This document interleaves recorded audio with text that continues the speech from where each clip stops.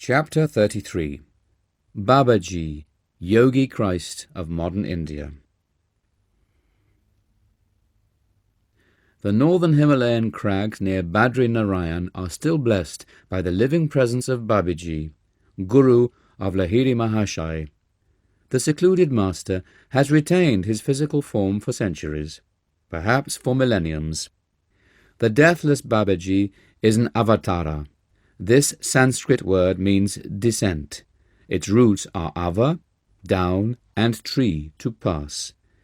In the Hindu scriptures, avatara signifies the descent of divinity into flesh. Babaji's spiritual state is beyond human comprehension. Sri Yukteswar explained to me. The dwarfed vision of men cannot pierce to his transcendental star. One attempts in vain even to picture the avatar's attainment. It is inconceivable. The Upanishads have minutely classified every stage of spiritual advancement.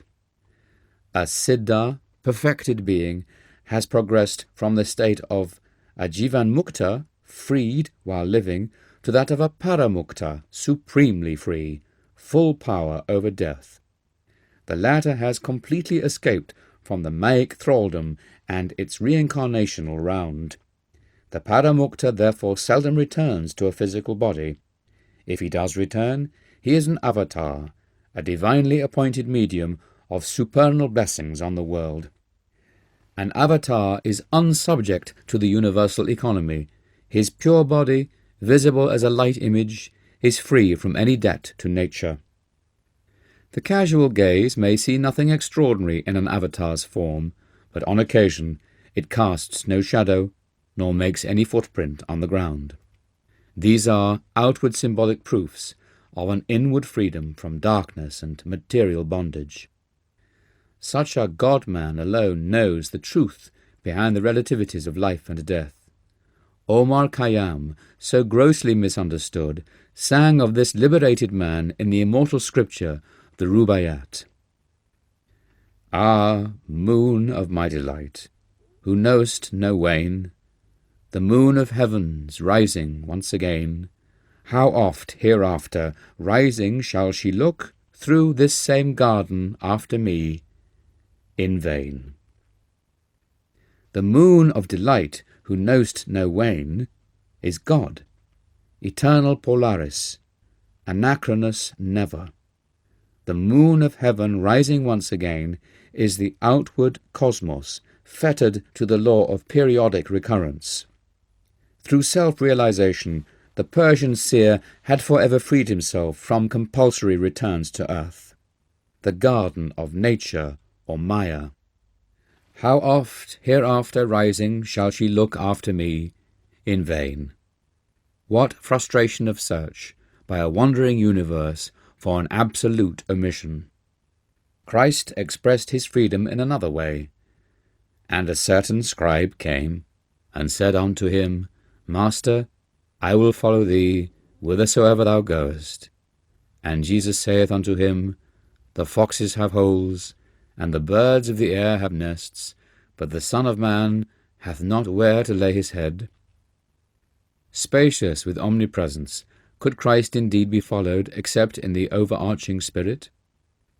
Krishna, Rama, Buddha, and Patanjali were among the ancient Indian avatars. A considerable poetic literature in Tamil has grown up around Agastya, a South Indian avatar. He worked many miracles during the centuries preceding and following the Christian era, and is credited with retaining his physical form even to this day. Babaji's mission in India has been to assist prophets in carrying out their special dispensations.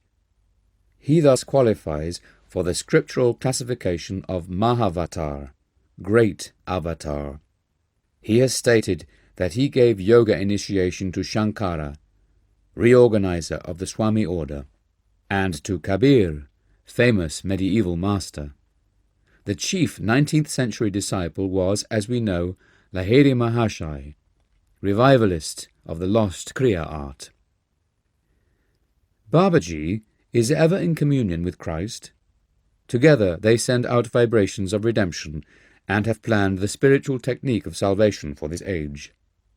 The work of these two fully illumined masters, one with a body and one without a body, is to inspire the nations to forsake wars, race hatred, religious sectarianism, and the boomerang evils of materialism. Babaji is well aware of the trend of modern times, especially of the influence and complexities of Western civilization, and realizes the necessity of spreading the self-liberations of yoga equally in the West and the East. That there is no historical reference to Babaji need not surprise us. The great Guru has never openly appeared in any century. The misinterpreting glare of publicity has no place in his millennial plans. Like the Creator, the sole but silent power, Babaji works in a humble obscurity. Great prophets like Christ and Krishna come to earth for a specific and spectacular purpose. They depart as soon as it is accomplished. Other avatars, like Babaji, undertake work that is concerned more with the slow evolutionary progress of man during the centuries than with any one outstanding event of history. Such masters always veil themselves from the gross public gaze and have the power to become invisible at will. For these reasons, and because they generally instruct their disciples to maintain silence about them, a number of towering spiritual figures remain world unknown. I give in these pages on Babaji merely a hint of his life, only a few facts that he deems fitting and helpful to be publicly imparted. No limiting facts about Babaji's family or birthplace, dear to the analyst's heart, have ever been discovered. His speech is generally in Hindi, but he converses easily in any language. He has adopted the simple name of Babaji, revered father. Other titles of respect given him by Lahiri Mahashai's disciples are Mahamuni Babaji, Maharaj, Supreme Ecstatic Master, Mahayogi, the Great Yogi, and Trambak Baba or Shiva Baba, titles of avatars of Shiva. Does it matter that we know not the patronymic of a fully released master? Whenever anyone utters with reverence the name of Babaji, Lahiri Mahashai said, that devotee attracts an instant spiritual blessing. The deathless Guru bears no mark of age on his body. He appears to be a youth of not more than 25. Fair-skinned, of medium build and height, Babaji's beautiful strong body radiates a perceptible glow. His eyes are dark, calm and tender. His long, lustrous hair is copper-coloured. Sometimes Babaji's face closely resembles that of Lahiri Mahashai. On occasion, the similarity was so striking that Lahiri Mahashai in his later years might have passed as the father of the youthful-looking Babaji. Swami Kabbalananda, my saintly Sanskrit tutor, spent some time with Babaji in the Himalayas. The peerless master moves with his group from place to place in the mountains, Kabbalananda told me.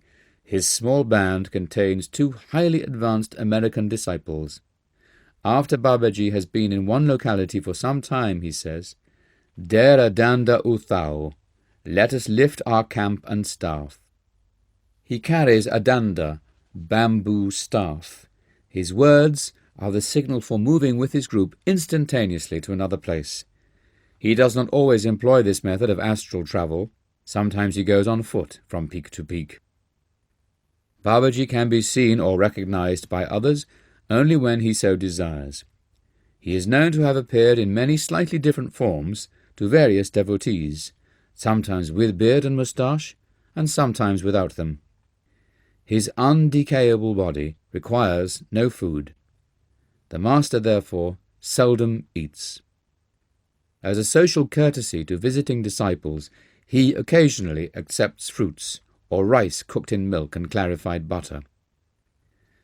2 amazing incidents of Babaji's life are known to me, Kabbalananda went on. His disciples were sitting one night around a huge fire that was blazing for a sacred Vedic ceremony. The Guru suddenly seized a burning brand and lightly struck the bare shoulder of a chela who was close to the fire. "Sir, how cruel! Lahiri Mahashai, who was present, made this remonstrance. Would you rather have seen him burnt to ashes before your eyes, according to the decree of his past karma? With these words, Babaji placed his healing hand on the Chela's disfigured shoulder. I have freed you tonight from painful death. The karmic law has been satisfied through your slight suffering by fire. On another occasion, Babaji's sacred circle was disturbed by the arrival of a stranger. He had climbed with astonishing skill to the nearly inaccessible ledge near the Guru's camp. Sir, you must be the great Babaji. The man's face was lit with inexpressible reverence. For months I have pursued a ceaseless search for you among these forbidding crags. I implore you to accept me as a disciple. When the great Guru made no response, the man pointed to the rock-lined chasm below the ledge. If you refuse me, I will jump from this mountain. Life has no further value if I cannot win your guidance to the divine. Jump, then, Babaji said unemotionally. I cannot accept you in your present state of development. The man immediately hurled himself over the cliff. Babaji instructed the shocked disciples to fetch the stranger's body. After they had returned with the mangled form, the master placed his hand on the dead man. Lo, he opened his eyes and prostrated himself humbly before the omnipotent Guru. You are now ready for discipleship. Babaji beamed lovingly on his resurrected Chela. You have courageously passed a difficult test.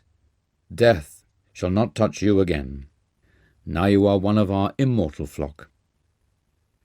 Then he spoke his usual words of departure. Dera danda utao. The whole group vanished from the mountain. An avatar lives in the omnipresent spirit. For him there is no distance inverse to the square. Only one reason, therefore, motivates Babaji in maintaining his physical form from century to century. The desire to furnish humanity with a concrete example of its own possibilities.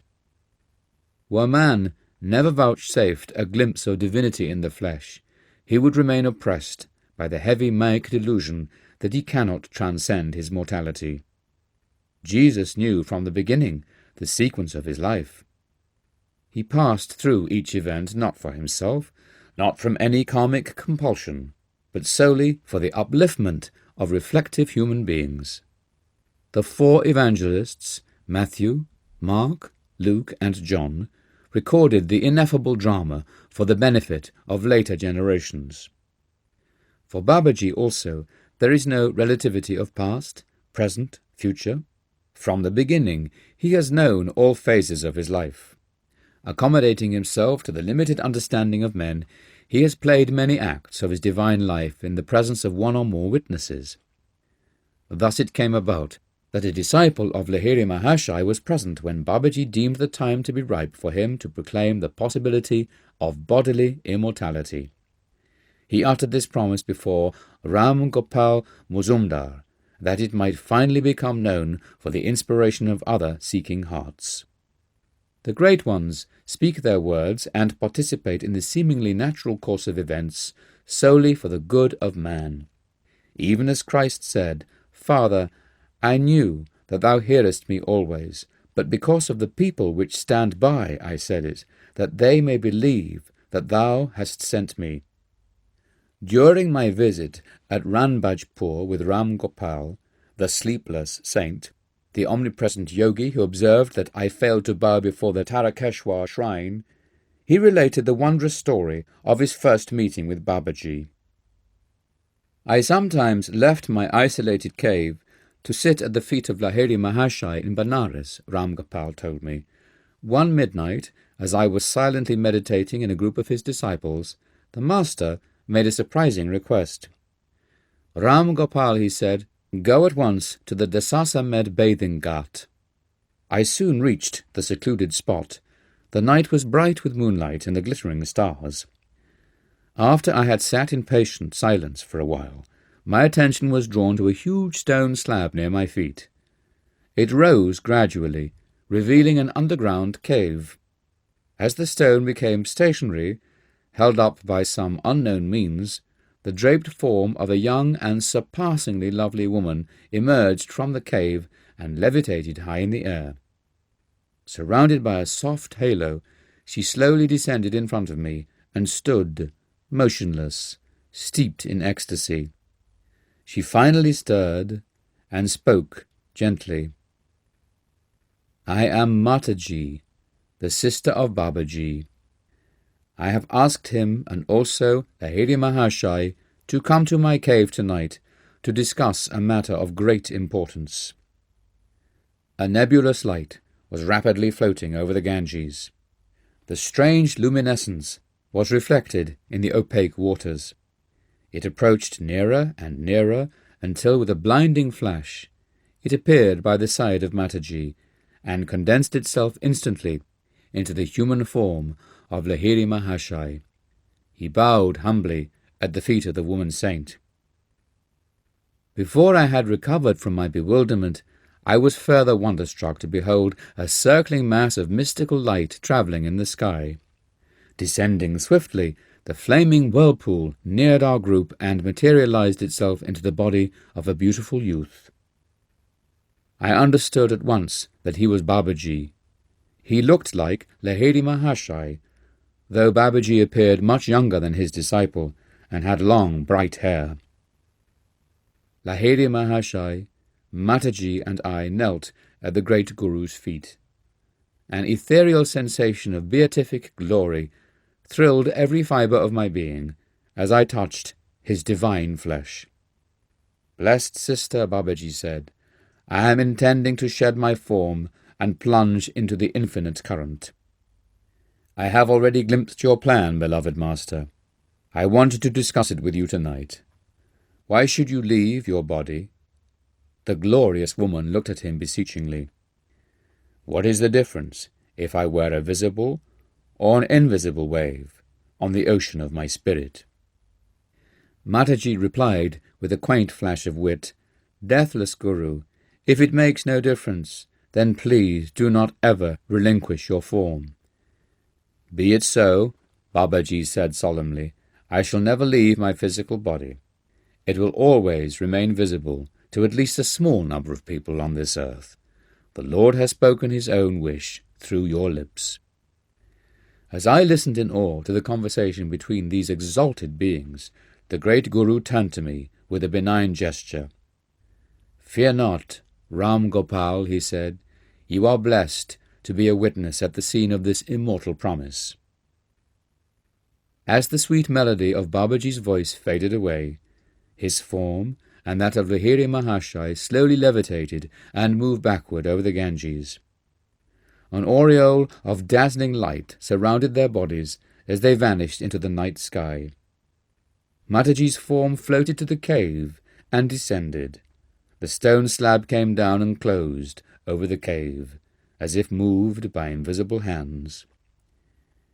Infinitely inspired, I wended my way back to Lahiri Mahashai's place. As I bowed before him in the early dawn, my Guru smiled at me understandingly. "I'm happy for you, Ram Gopal," he said. "Your desire to meet Babaji and Mataji, which you have often expressed to me, has found at last a wondrous fulfillment." My fellow disciples informed me that Lahiri Mahashai had not moved from his dais since my departure at midnight. He gave a wonderful discourse on immortality after you had left for the Desasamed Ghat. One of the Chelas told me, "For the first time I fully realized the truth in the scriptural verses which state that a man of self-realization can appear at different places in 2 or more bodies at the same time." Lahiri Mahashai later explained to me many metaphysical points concerning the hidden divine plan for this earth, Ram Gopal concluded. Babaji has been chosen by God to remain in his body for the duration of this particular world cycle. Ages will come and go. Still the deathless master, beholding the drama of the centuries, shall be present on this stage terrestrial.